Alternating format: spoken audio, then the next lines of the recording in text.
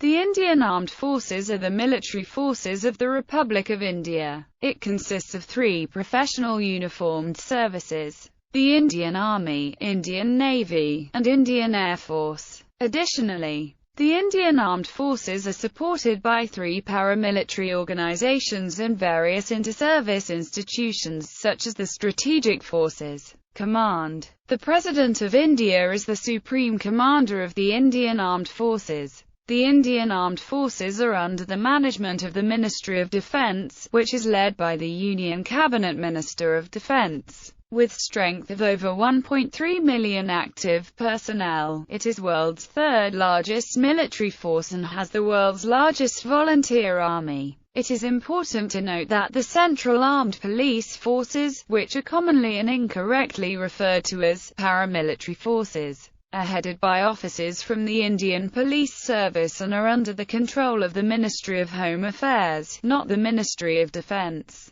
The Indian Armed Forces have been engaged in a number of major military operations, including the Indo-Pakistani Wars of 1947, 1965 and 1971. The Portuguese-Indian War, the Sino-Indian War, the 1967 Chola Incident, the 1987 Sino-Indian Skirmish, the Kargil War, and the Siachen conflict, among others. India honors its armed forces and military personnel annually on Armed Forces Flag Day, the 7th of December. Since 1962, the IAF has maintained close military relations with Russia, including cooperative development on programs such as the 5th-generation fighter aircraft and the multi-role transport aircraft. The Indian Armed Forces are steadily undergoing modernization, with investments in areas such as AFINSAS, missile defense system and a nuclear triad. The Department of Defense production of the Ministry of Defense is responsible for the indigenous production of equipment used by the Indian Armed Forces. It comprises the 41 Indian ordnance factories under control of the Ordnance Factories Board and 8 defence PSUs, namely HAL, BEL, BEML, BDL, MDL, GSL, GRSE and Madani. India was the largest importer of defence equipment in 2014, with Russia, Israel, France and the United States being the top foreign suppliers of military equipment.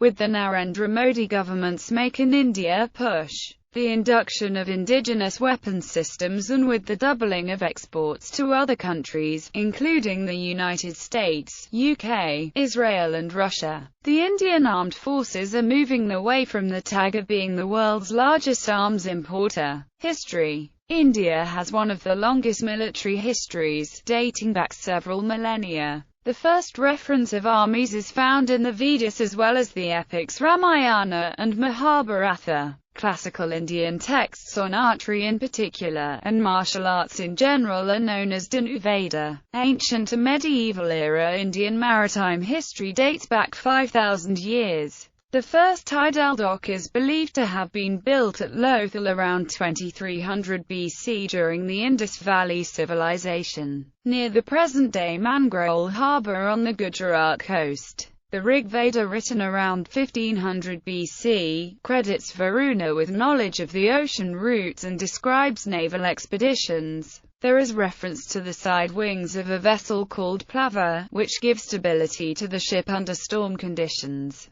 A compass, Matsya Yantra, was used for navigation in the 4th and 5th century AD. The earliest known reference to an organization devoted to ships in ancient India is to the Mauryan Empire from the 4th century BC. Powerful militaries included those of the Maurya, Satavahana, Chola, Vijayanagara, Mughal and Maratha empires. Emperor Chandragupta Maurya's mentor and advisor Chanakya's Arthashastra devotes a full chapter on the State Department of Waterways under Navadyaksha. The term Navadevi Pantaragamanalam appears in this book in addition to appearing in the Buddhist text Baudhayana Dharmasastra as the interpretation of the term Samudra Samyanam. Sea lanes between India and neighbouring lands were the usual form of trade for many centuries, and are responsible for the widespread influence of Indian culture on other societies.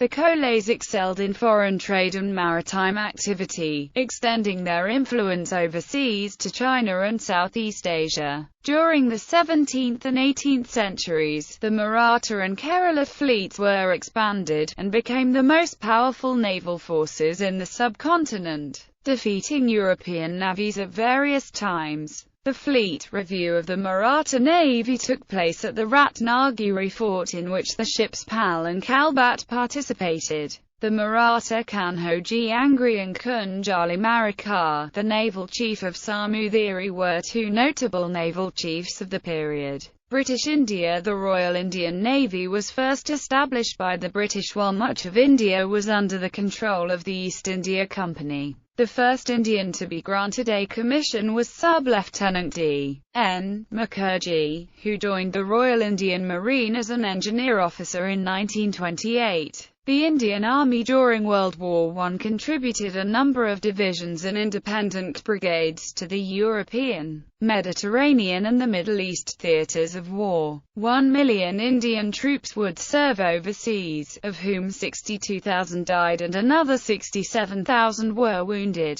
In total 74,187 Indian soldiers died during the war. In World War I, the Indian Army fought against the German Empire in German East Africa and on the Western Front. Indian divisions were also sent to Egypt, Gallipoli, and nearly 700,000 served in Mesopotamia against the Ottoman Empire. In World War II, the Indian Army began the war in 1939, numbering just under 200,000 men. By the end of the war it had become the largest volunteer army in history, rising to over 2.5 million men in August 1945. Serving in divisions of infantry, armor and a fledgling airborne force, they fought on 3 continents in Africa, Europe and Asia. The Indian Army fought in Ethiopia against the Italian Army, in Egypt, Libya and Tunisia against both the Italian and German Army, and,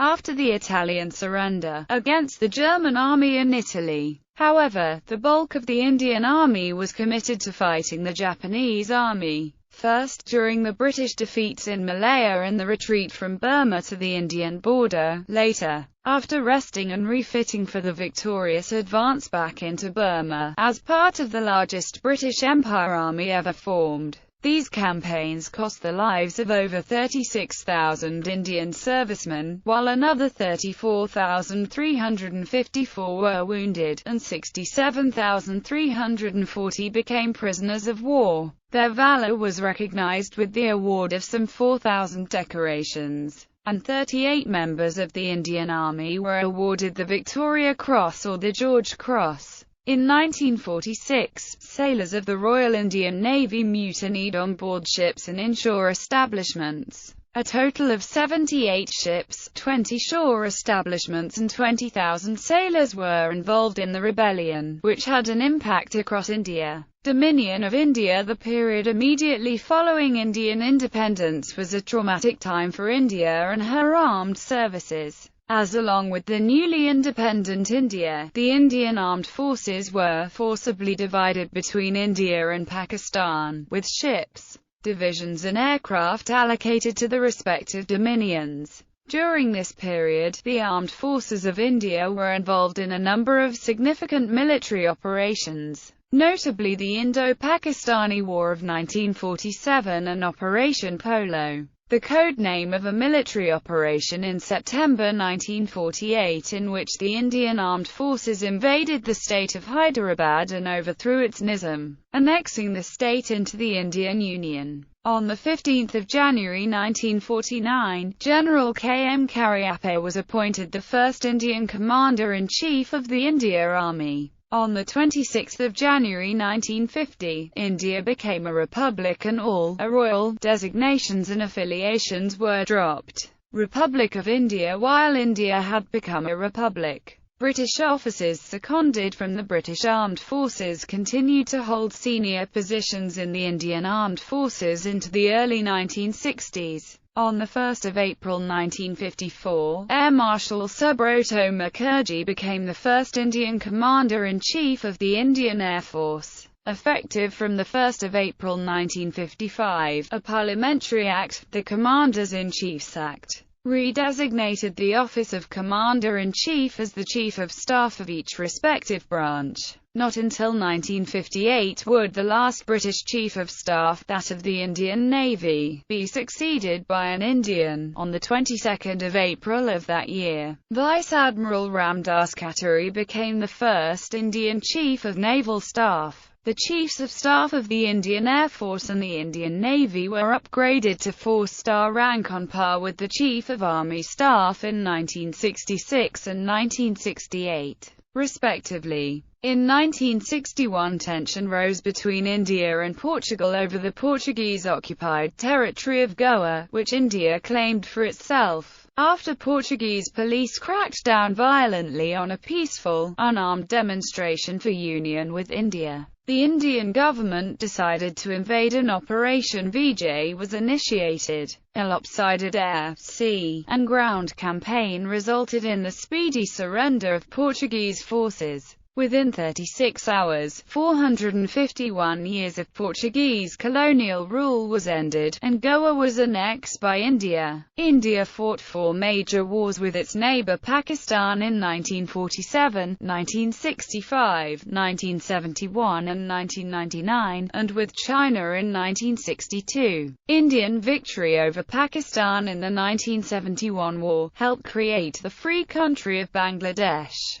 In the late 1970s and early 1980s, Pakistan began organizing tourist expeditions. The Siachen Glacier, disputed territory with India. Irked by this development, in April 1984 India mounted Operation Meghdoot, capturing the top of the glacier. It still maintains a military base there, which is world's highest altitude military base. Pakistan tried in 1987 and in 1989 to retake the glacier but was unsuccessful. The Indian peacekeeping force carried out a mission in northern and eastern Sri Lanka in 1987 to 1990 to disarm the Tamil Tigers per the Indo-Sri Lanka Accord. It was a difficult battle for the Indian Army, which was not trained for an unconventional war. After losing approximately 1,200 in personnel and several T-72 tanks, India ultimately abandoned the mission in consultation with Sri Lankan government. In what was labelled as Operation Pawan, the Indian Air Force flew about 70,000 sorties to and within Sri Lanka. The beginning of the 21st century saw reorientation for India in the global stage, from a regional role in the subcontinent to a major role in the Indian Ocean region stretching from Gulf of Aden to the Malacca Strait. India's sphere of influence needs to encompass not just the South Asian subcontinent, but also the northern Indian Ocean area, from the eastern seaboard of Africa in the west, to the Malacca Straits in the east, and must include Iran, Afghanistan, the Central Asian republics,